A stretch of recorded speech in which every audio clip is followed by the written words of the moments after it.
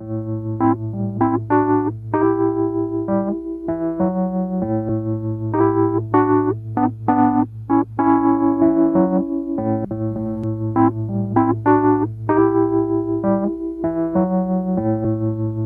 el aire de Radio Uruguay, inventamos entre todos la máquina de pensar. Acompáñenos en un viaje a través de los universos que vibran dentro de los libros. Bienvenidos al corazón de las palabras. La máquina de pensar. Conduce Pablo Silva Olazábal. Produce Gustavo Germán. Auspicia Biblioteca Nacional y Centro Cultural de España.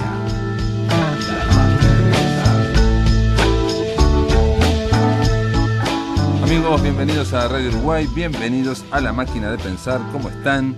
¿Cómo pasaron el fin de semana? Arrancamos otra semana aquí en enero en La Máquina de Pensar.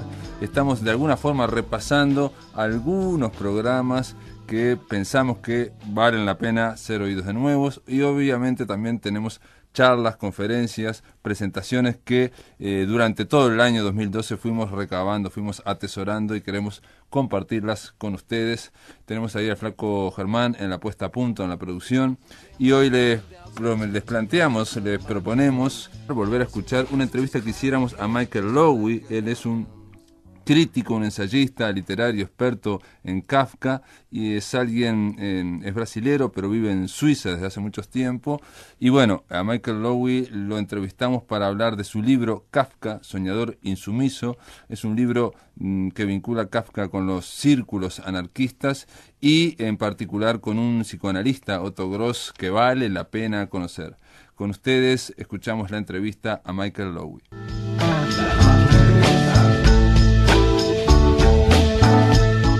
Amigos, le doy la bienvenida aquí a Radio Uruguay, a Montevideo, al pensador, al sociólogo Michael Lowy. ¿Cómo andás, Michael?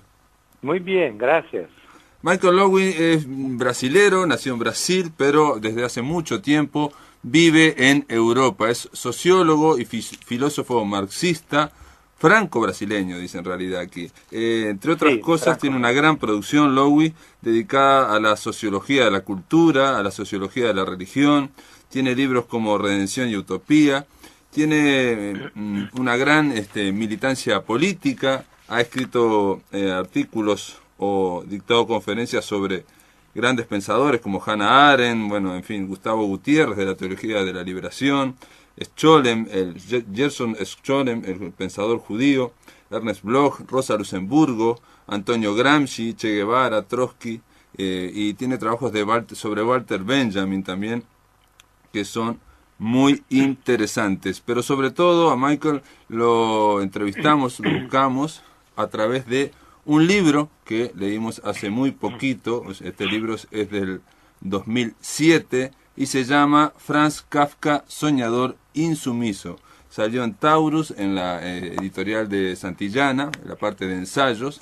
Y Michael, a mí me gustaría preguntarte sobre este libro, sobre la génesis de este libro, porque me sorprendió el abordaje. Ahí tratás de vincular a Kafka con la política. Bueno, ese libro viene de un artículo que escribí hace más de 40 años, que el tema era Kafka y el anarquismo. Y el artículo, salió en varias lenguas, etcétera. Fue el punto de partida. Y bueno, a partir ya más tarde, en los principios de los años 2000, tuve ganas de volver a ese artículo y volver a reflexionar sobre Kafka y en torno de esa problemática, es decir, la relación de Kafka con la política, ¿no? Y en particular con el socialismo libertario o el anarquismo. Llama un poco, sí, puede llamar un poco la atención que en el 2000 te hayan venido ganas de volver a escribir y a pensar sobre Kafka, un pensador que si bien, y un escritor que si bien ha sido determinante para la literatura del siglo XX, quizás es de los más influyentes en todos los escritores en muchos países, llama la atención que en el 2000 te hayan venido esas ganas. Sí. Bueno, no tengo explicación porque La verdad es que el tema ese de Kafka me viene trabajando hace mucho tiempo. En mi libro Redención y Utopía hay un capítulo sobre Kafka en que vuelvo a retomar esa temática. Es decir, de alguna manera nunca he abandonado ese tema, pero bueno, en un momento decidí ya es tiempo de tratar de abordar de manera más profunda y más sistemática. El libro parte, digamos, como el cauce del libro, o digamos la premisa, parte a través o a partir de un aforismo de Kafka, de una frase que yo no conocía y que es impresionante y que dice así: las cadenas de la humanidad torturada están hechas de papeles de oficina. Sí, es muy interesante esa frase, efectivamente. Se refiere obviamente a su experiencia personal como burócrata, entre comillas, abogado, en fin, persona que trabaja con papeles de oficio, ¿no? Pero tiene esa formidable distancia crítica con su propia experiencia y con la experiencia del Imperio Austrohúngaro, ¿no? Que es el contexto histórico en que él vivió, a principios del siglo, que era una formidable máquina burocrática, ¿no? Entonces, pero la frase tiene efectivamente una significación universal, ¿no? No se trata de solo del Imperio Austrohúngaro y mucho menos de solo fenómenos de principios del siglo, es una característica fundamental de la modernidad, ¿no? Entonces, Kafka la captó, ¿no? La opresión del individuo por los aparatos burocráticos, que funciona con papeles al infinito, ¿no? Esas cadenas de papel, entonces, son lo que nos mantienen esclavos, ¿no? Esas cadenas de papeles torturan a la humanidad y vos aclarás, Michael, acá, y muy bien me parece en el libro, que esos papeles de oficina son siempre documentos escritos o impresos, son formularios oficiales, fichas de la policía, documentos de identificación, informes del fiscal, resoluciones de los tribunales, etcétera. Es una escritura por medio de la cual las instancias dirigentes, decís vos, ejercen su poder. Y en respuesta Kafka se vale del mismo medio, de la escritura, pero basándose en una escritura de la libertad literaria, una libertad poética, que subvierte, que se revela frente a las pretensiones de los poderosos. Sí, exactamente, es decir, es una batalla de la escritura en contra de la escritura, ¿no? ¿Sí? Ahora, a veces Kafka imita irónicamente el estilo de la escrita oficial, ¿no? Uh-huh. Pero siempre con esa intención de subvertirla, ¿no?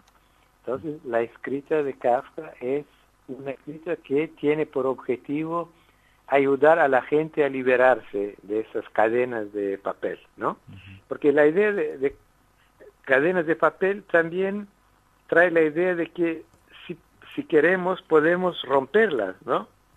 Fácilmente casi, ¿no? Se podría decir, ¿no? Uh-huh.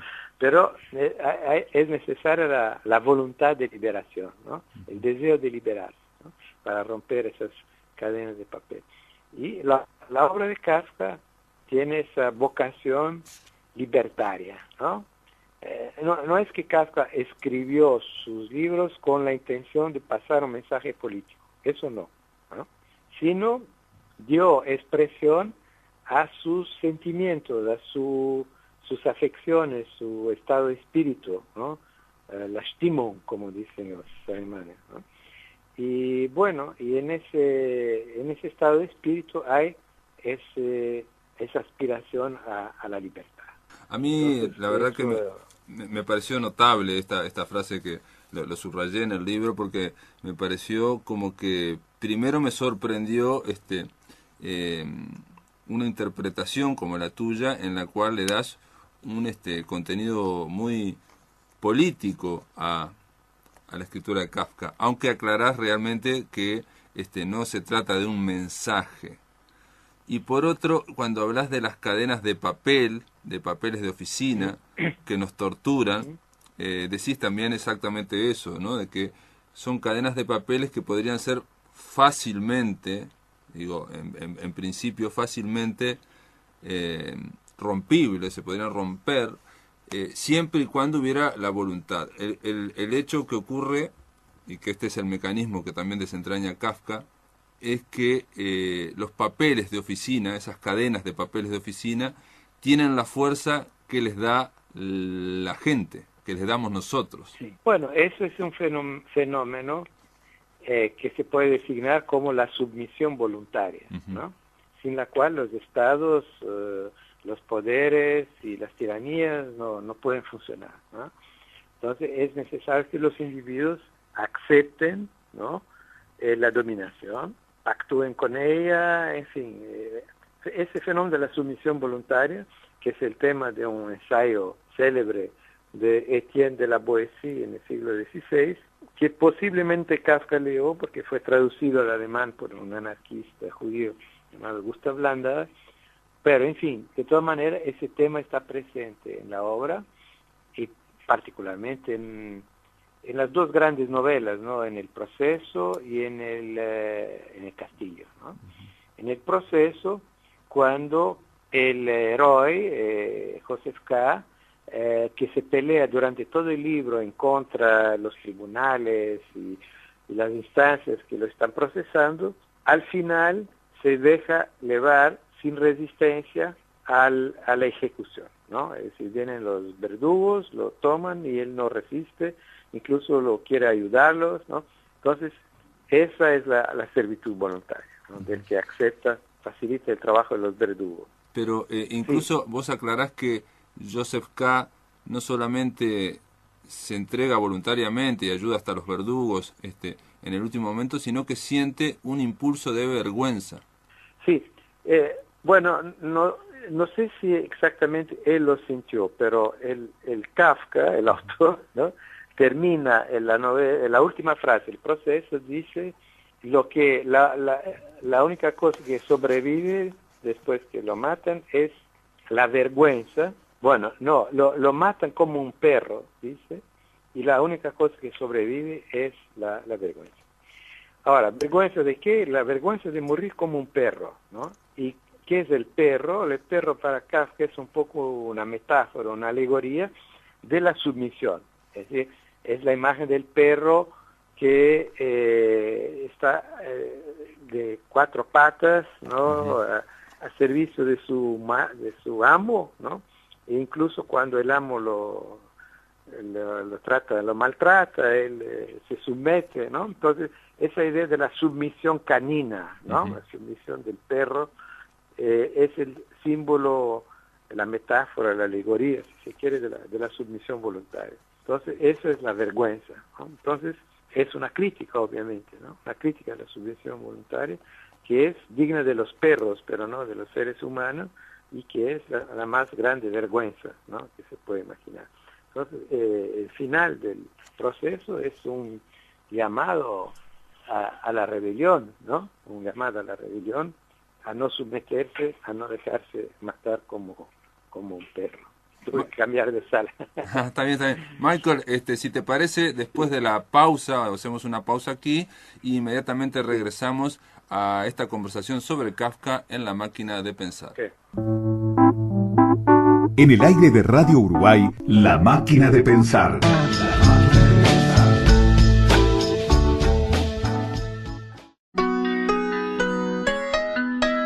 Para comunicarte con La Máquina, envía un SMS al 099 780066 o un correo electrónico a lamaquinadepensar@adinet.com.uy. Si querés volver a escuchar charlas, entrevistas o columnas, ingresa a piensamáquina.blogspot.com y bienvenido al corazón de las palabras.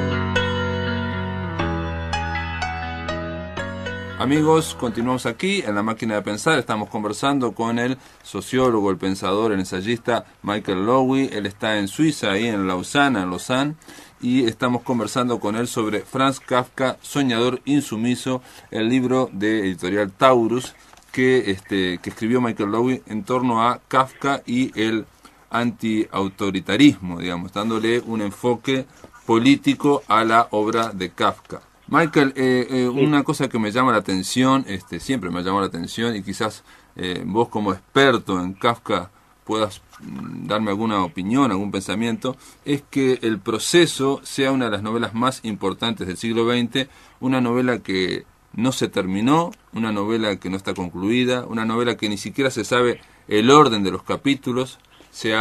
En algunas ediciones ha aparecido con un orden los capítulos, en otros se han cambiado y se han agregado. En fin, ¿cómo puede ser que una novela tan inconclusa es la palabra, tenga tanta repercusión? Bueno, mire, la novela no es inconclusa, porque la única cosa que Kafka escribió que se sabe el orden es el primer capítulo y el último, ¿no? Empezó escribiendo esos dos, ¿no? Es decir, la conclusión es esta, ¿no? Que Kafka quería y que logró redactar. Ahora, entre el primer capítulo y el último, los demás capítulos efectivamente no sabemos exactamente el orden y sabemos que algunos están inconclusos y efectivamente no sabemos qué más Kafka tenía la intención de escribir. Pero, de todas maneras, la obra efectivamente tuvo un impacto inmenso porque hablaba de algo que es parte de la historia moderna, ¿no? Es central en la historia del siglo XX, ¿no? El individuo aplastado por los aparatos burocráticos, administrativos, jurídicos, ¿no? El individuo inocente que no sabe por qué de qué le acusan, que al final él es ejecutado, ¿no? Es la historia del siglo XX, ¿no? Hemos visto eso. Y bueno, se dice, Kafka tuvo la previsión de los totalitarismos, ¿no? Pero no es bien así, porque eso no ha pasado solo en los estados totalitarios, ¿no? Al revés, incluso Kafka empieza el libro, El Proceso, diciendo, bueno, vino la policía a buscar a Joseph K. ¿Cómo? ¿Por qué? No había hecho nada y vivimos en un estado de derecho, dice, ¿no? En la introducción, ¿no? Entonces, no se trata del poder totalitario, se trata del Estado en cuanto tal, ¿no? Incluso, mi hipótesis es que el proceso está inspirado en varios procesos antisemitas en particular, en el cual individuos inocentes fueron acusados de varias conspiraciones, de espionajes como el capitán Dreyfus, ¿no? Y otros procesos como Beilis en Rusia, en judíos acusados de crímenes rituales, etc. Entonces, esos procesos que impactaron mucho a Kafka y del cual habla en sus diarios, en su correspondencia, le dieron un poco el modelo de cómo funciona el Estado, no el Estado totalitario, el Estado de derecho supuestamente, ¿no? Y además hay un otro proceso famoso de esa época de Francisco Ferrer, el pedagogo y maestro anarquista español, fusilado en 1919 bajo falsas acusaciones. Eso también impactó mucho a Kafka y hay testimonios que lo vieron participar en una manifestación de protesta contra la ejecución de Francisco Ferrer, ¿no? Entonces, ahí tenemos varios modelos históricos que pudieron inspirar a Kafka en la novela, ¿no? Pero la novela es universal, ¿no? No está hablando de ese o aquel proceso, sino del individuo víctima de los aparatos anónimos, ¿no? Del Estado, que no tienen cara, no tienen nombre, ¿no? Que son invisibles y que aplastan al individuo. A mí me llamó la atención también este caso último de Ferrer, del pedagogo anarquista, digamos, o libertario español. Es un caso ocurrido creo que en Barcelona, y me sorprendió que Kafka, que aparentemente tenía cierto vínculo o cierta conexión con los círculos anarquistas de Praga, aparentemente estuvo en manifestaciones e incluso firmó o puso dinero para determinadas campañas. Eso es una cuestión muy controvertida. entre los especialistas, digamos, de Kafka, pero el hecho es que hay varios testimonios. Al principio había uno o dos, se intentó cuestionarlos, pero yo trato de demostrar que hay 4 o 5 testimonios de la participación de Kafka en reuniones y actividades de los anarquistas en Praga, ¿no? Y eso es interesante, ¿no? Porque demuestra una simpatía, un interés, una afinidad, ¿no? Con esa temática, ese pensamiento, esa cultura antiautoritaria, libertaria. Ahora, con eso no estoy tratando de decir que Kafka era un anarquista en el sentido de compromiso político, nunca fue militante de ninguna organización. Tampoco no quiero decir que el anarquismo fue lo que influenció su obra, ¿no? No es eso, ¿no? Un poco yo diría al revés. Es decir, es porque Kafka tenía una aspiración profunda, personal, ¿no? a la libertad, ¿no? Era un espíritu libertario por su propia experiencia personal, ¿no? Y por eso se va a interesar por los escritos y por las actividades de los anarquistas, ¿no? Entonces es un poco al revés, ¿no? Su relación con los anarquistas es testimonio de una actitud personal de él, existencial, digamos, de busca de la libertad. Y eso tiene que ver con su biografía y con su relación con el padre, ¿no? La tiranía del padre, ¿no? Es decir, si leemos los documentos autobiográficos de Kafka, vemos que es la rebelión contra la tiranía del padre que lo lleva a contestar todas las tiranías, ¿no? Es decir, pasando de la tiranía personal, ¿no? familiar, a la tiranía impersonal de los aparatos, de los estados, etc., ¿no? de las burocracias. Ese es el camino, digamos, existencial de Kafka. Uh-huh. Hay otro enfoque o otro aporte que vos planteás para la visión de Kafka, es que Kafka tuvo que trabajar en esa especie de, por lo que entendí yo, compañía de seguros, donde iban los trabajadores, los obreros, lastimados, heridos, lesionados, a tratar de cobrar, de cobrar el seguro, y se encontraban con un laberinto judicial, un laberinto de impresos, y en un momento Kafka dice: cuán humildes son estos hombres, vienen a reclamarnos, y en lugar de tomar por asalto esta casa y saquearlo todo, vienen a reclamarnos. Eso ilustra bien el estado de espíritu de Kafka, ¿no? Es decir, es funcionario de una compañía de seguros, ¿no?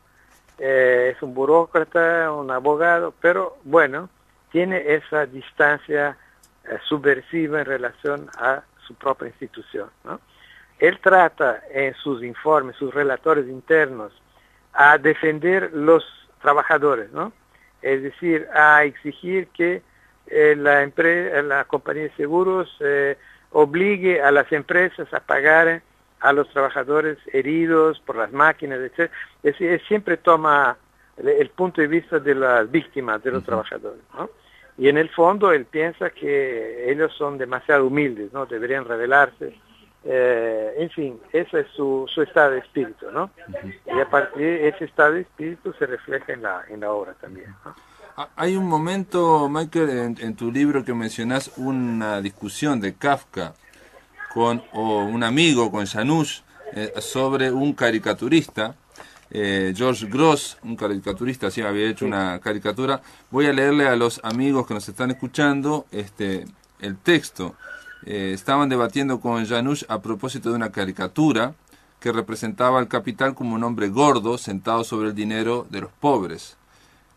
Según Kafka discute con Janusz, dice que esta imagen, la de un hombre gordo sentado sobre el dinero de los pobres, dice Kafka, es falsa y es verdadera al mismo tiempo.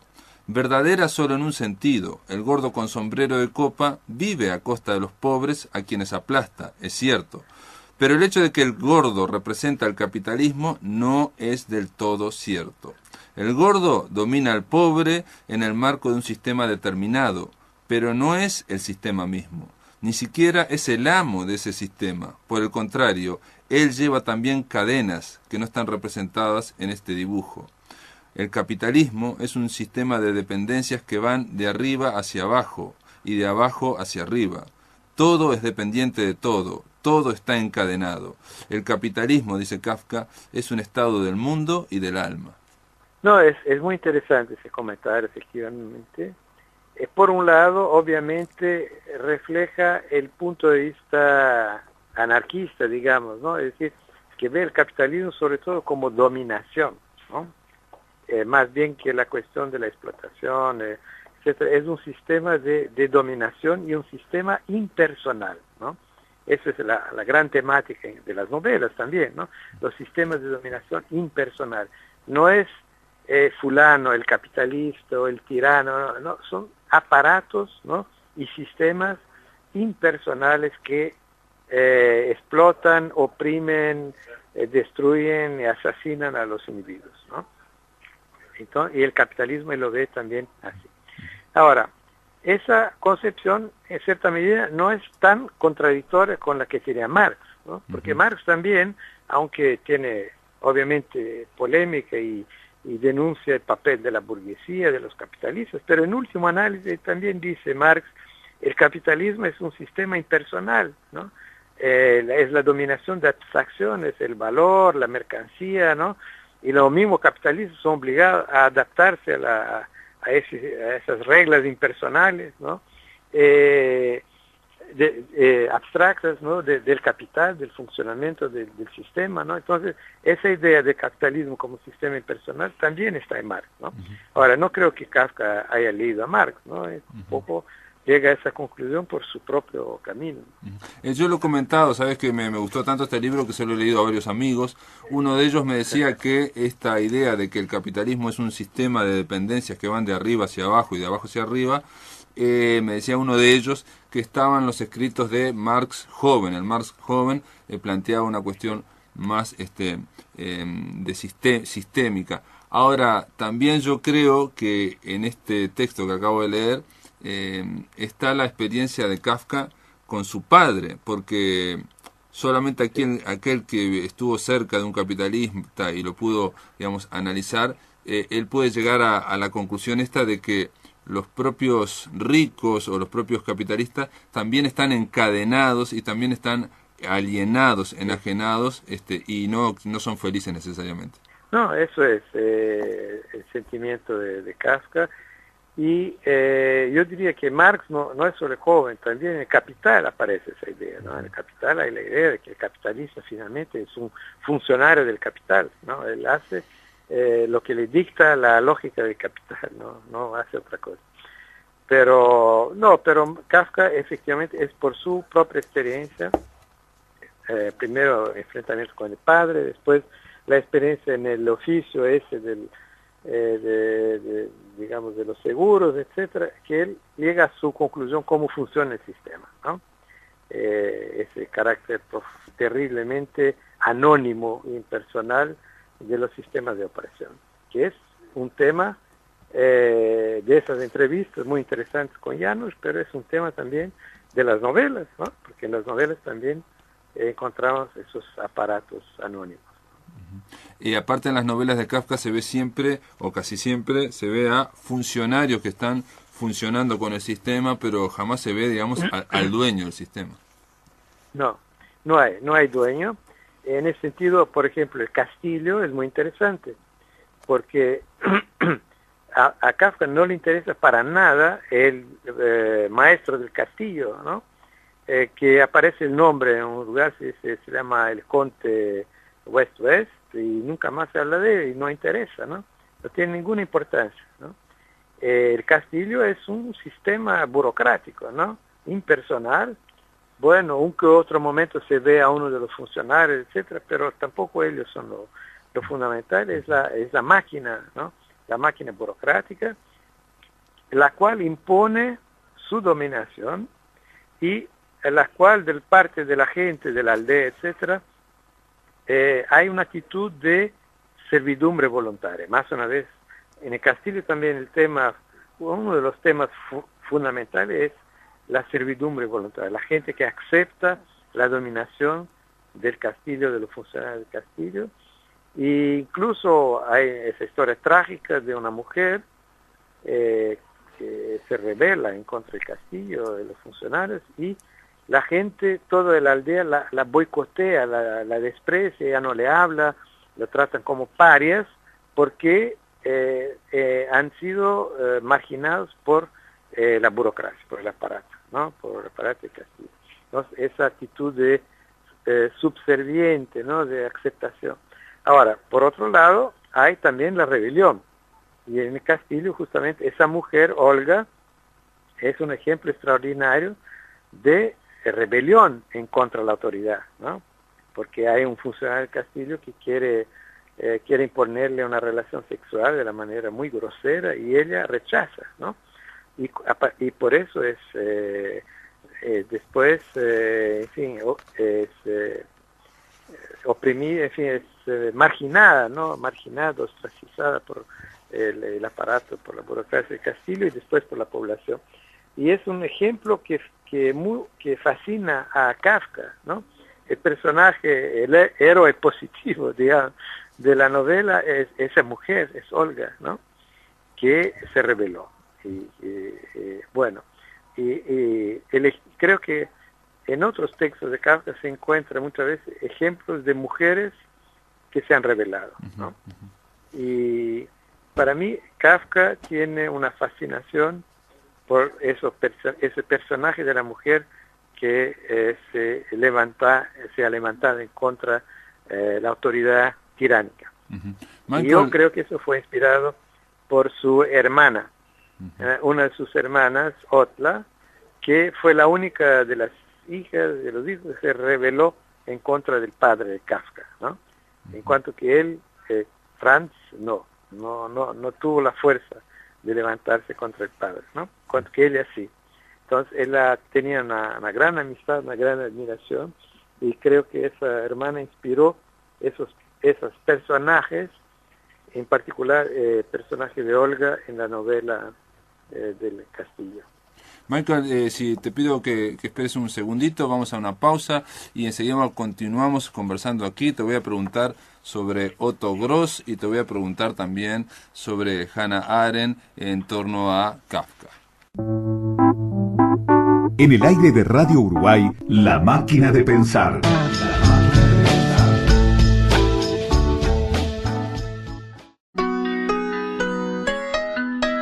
Para comunicarte con La Máquina, envía un SMS al 099-780066 o un correo electrónico a lamaquinadepensar@adinet.com.uy. Si querés volver a escuchar charlas, entrevistas o columnas, ingresa a piensamáquina.blogspot.com y bienvenido al corazón de las palabras.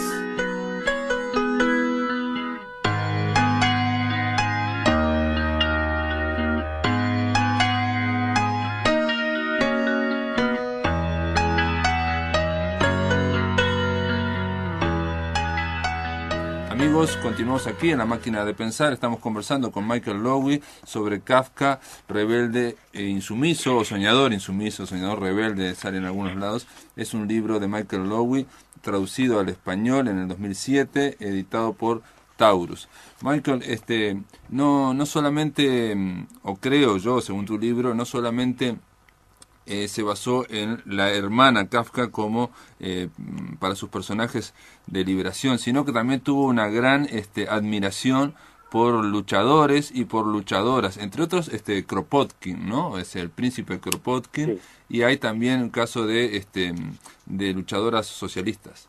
Sí, Kropotkin es interesante porque hay una referencia directa a Kropotkin en el diario de Kafka. Hay una página que dice, una entrada que dice no olvidar Kropotkin. Ahora, ¿qué es lo que él leyó de Kropotkin? Es difícil saberlo. Mi hipótesis es que él leyó la autobiografía de Kropotkin, porque le interesaba mucho autobiografías de personajes. Y en la autobiografía Kropotkin cuenta cómo entró en conflicto con su padre, con la tiranía del padre, y a partir de ahí pasó a simpatizar con los servos del padre. El padre, Kropotkin era un príncipe, ¿no? Y su padre era un príncipe. Entonces tenía muchos siervos, empleados, semi-esclavos, ¿no? Y bueno, el hijo, Piotr Kropotkin, a partir de su conflicto con la tiranía del padre, pasa a simpatizar con los siervos, los oprimidos, los esclavos, los pobres, ¿no? También víctimas de la tiranía del padre. Y así se hizo revolucionario y anarquista. Eso cuenta Kropotkin, y creo que le interesó a Kafka porque coincide en parte con su propia experiencia, ¿no? Porque él también dice en la carta al padre, que al ver la manera como tratas a tus empleados, yo tuve que tomar el partido de los empleados, ¿no? Porque como ellos fui víctima de tu tiranía, ¿no? Entonces hay un paralelismo muy impresionante con la autobiografía de Kropotkin. Pero eso es un ejemplo, ¿no? Hay otros, probablemente hay otros libros. Hay el libro de una mujer, Braun, una socialista alemana, que él también leyó, que se entusiasmó, mandó el libro a todas sus amigas, ¿no?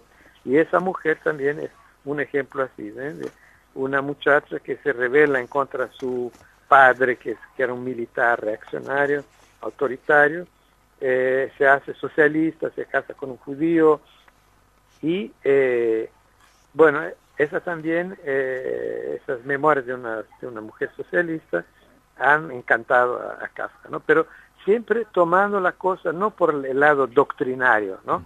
No son las doctrinas de Kropotkin o de Braun, la mujer socialista. Lo que más interesa a Kafka es la cuestión personal, ¿no? De cómo a partir de una experiencia personal uno se hace rebelde, anarquista, socialista, ¿no? Eso es lo que le interesa más directamente, ¿no? Ahora, ¿sí? No, el sí. Caso de Otto Gross, que es interesante también, aunque fue solo un encuentro, digamos, de Marx con un personaje muy curioso llamado Otto Gross. Se encontraron en un viaje de tren. De Kafka, de Kafka.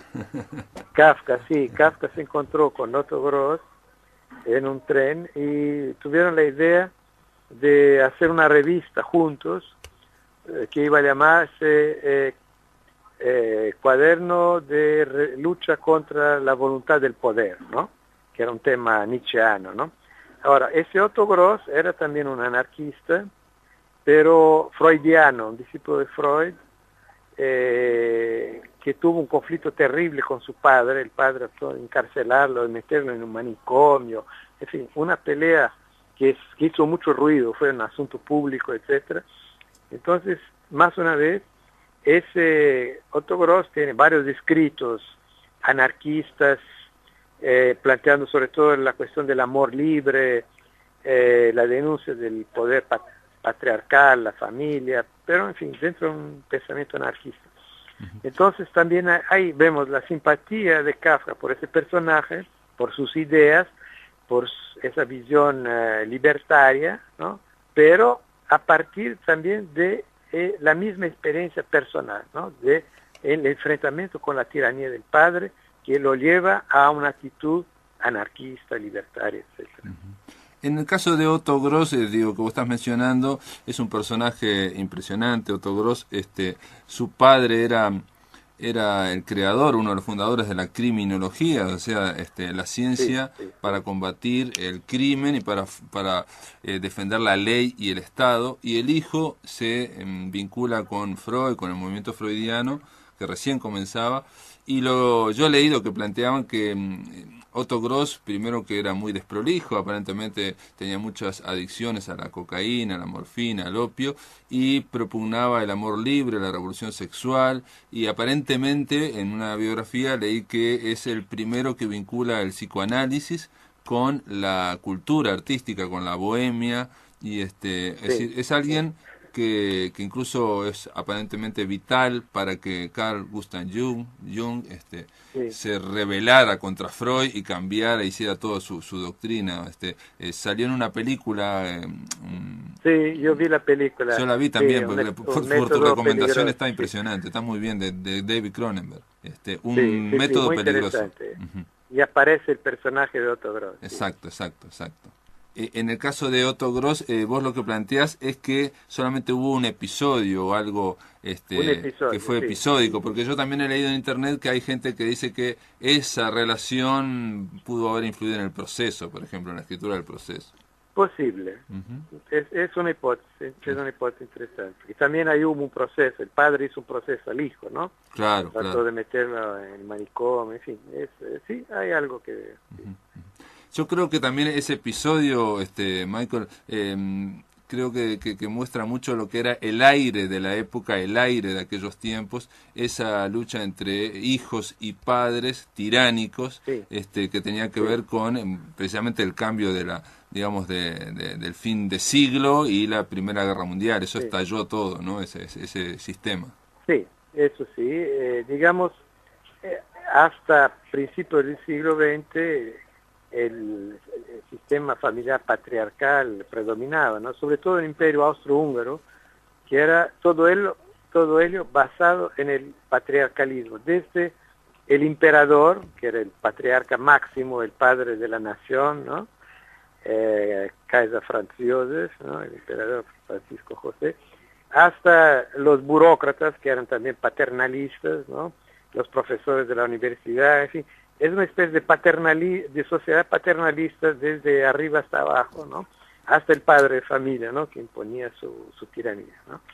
Entonces, en ese contexto, hay efectivamente muchos episodios de conflicto entre hijos y padres, que también es un conflicto cultural, porque los padres muchas veces son capitalistas o, en fin, comerciantes, banqueros, etcétera, y los hijos son gente de cultura, ¿no? Son escritores, artistas, etcétera. Entonces también es un conflicto cultural, ¿no? Con el padre. En el caso de Kafka es evidente, ¿no? El padre tiene mayor desprecio por los escritos de Kafka y quiere obligar al hijo a ocuparse de la fábrica, de la familia, ¿no? Y hay una escena impresionante en el diario de Kafka en que él dice, el padre quiere obligarme a ir a ocuparme de la fábrica, prefiero echarme por la ventanilla y matarme, ¿no? Es impresionante, ¿no? Ese conflicto, a qué punto llega, ¿no? Vos lo vinculás con, digo, un poco para ir redondeando esta entrevista, pero con un cuento que yo no leí, pero lo mencionás, y que podría ser, digamos, el germen del proceso, en el cual, ahora no recuerdo bien el título, en el cual el protagonista es llamado por su anciano padre, y el anciano padre empieza a recriminarle y a decirle que lo ha dejado solo, bueno, a decirle una serie de cosas, y el protagonista va, digamos, obedeciendo lo que le va diciendo el padre y termina suicidándose en un río. Sí, es impresionante ese texto. Es, digamos, el primer texto de la obra principal de Kafka, digamos, ¿no? Es decir, antes él había escrito algunos textos de esa época, pero en fin, su obra importante empieza con ese texto en 1912, si no me equivoco, y es un texto que él mismo escribió durante una noche, así de un impulso, y es una historia terrible, ¿no? Es decir, es alguien que va a visitar a su padre, ¿no? Y el padre le hace varios reproches sobre cosas insignificantes, ¿no? Sin ninguna importancia, ¿por qué no contestaste a tu amigo? ¿No? En fin, cosas sin importancia. Después empieza a criticar a la mujer que el hijo quiere casarse y al final le dice, bueno, por todo eso te condeno a la muerte, ¿no? Y el hijo obedece, ¿no? A esa condena y sale y se echa al río y se mata, ¿no? Entonces, es muy interesante porque es la idea de Kafka, es el conflicto íntimo de Kafka, es decir, que, bueno, tenemos que obedecer al padre, pero obedecer al padre significa suicidarse, ¿no? Ese es el dilema personal de Kafka, ¿no? Entonces, no por casualidad, es su primer texto, cuento importante, es el conflicto con el padre, ¿no?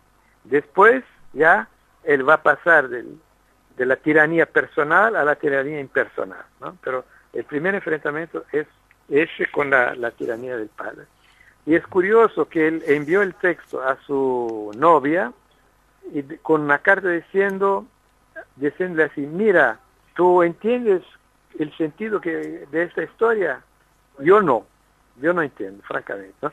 Eso es muy interesante, es decir, no es que Kafka quería dar un mensaje, ¿no? Él no se sentó para escribir un cuento en contra de su padre, ¿no? Nada de eso, ¿no? Simplemente tenía algo para decir, lo escribió, y la significación no le era consciente, ¿no? ¿no? Es decir, era la expresión de un estado de espíritu, un sentimiento, ¿no? Y no algo que de manera voluntaria él quiera exprimir algo, ¿no? Un conflicto. ¿No? Entonces es muy interesante. Las obras de Kafka son expresión de algo que viene del profundo de su espíritu, ¿no? Pero no son mensajes que él quiere enviar al público, ¿no? Incluso no escribía para el público, escribía para sí mismo. Bueno, para un poco para terminar esto, y me quedé pensando en tu libro, vos lo que planteás es que precisamente los otros protagonistas de Kafka no se suicidan, intentan rebelarse, a veces son aniquilados por la maquinaria, pero bueno, intentan rebelarse, no como en ese primer cuento. Pero ahora estaba pensando también que Milena en una carta o en un escrito, digamos, planteó que Kafka, que murió con 40 y pico de años, lo que había hecho este hombre era un suicidio lento. Sí, quizás. Es complejo eso. Bueno, los personajes, bueno, algunos se rebelan, por ejemplo, Joseph K. se rebela, pero al final capitula, ¿no? Casi se suicida, ¿no? Es decir, se deja matar ayudando a los verdugos. El otro no, K, el protagonista de Castillo, sigue su lucha hasta el final, pero al final está agotado por la lucha, ¿no? Parece que él no terminó la novela, pero parece que la novela ha terminado con el personaje agotado y muerto de agotamiento, ¿no? Y es un poco lo que pasó con Kafka, ¿no? Es decir, bueno, esa pelea para intentar mantener su identidad de escritor, enfrentándose con la familia, con el empleo, etcétera, lo agotó, ¿no? De cierta manera, efectivamente, él termina agotado, ¿no? Pero decir que es un lento suicidio, no sé, quizás. Está bien, era una interpretación de Milena. Michael Lowy, te agradezco muchísimo, quedaron muchas cosas en el tintero, digo, yo estoy ahora leyendo el libro de Primo Levi, si esto es un nombre, y es sorprendente porque eso es Kafka, pero en directo, ¿no? Online, ¿no? Es impresionante. Pero bueno, se nos pasó el tiempo, te agradezco muchísimo esta comunicación. Y nada, felicitarte por este trabajo increíble de Franz Kafka, Soñador Insumiso. Muchas gracias. Amigos, espero que les haya gustado. Ha sido todo esto por hoy en La Máquina de Pensar.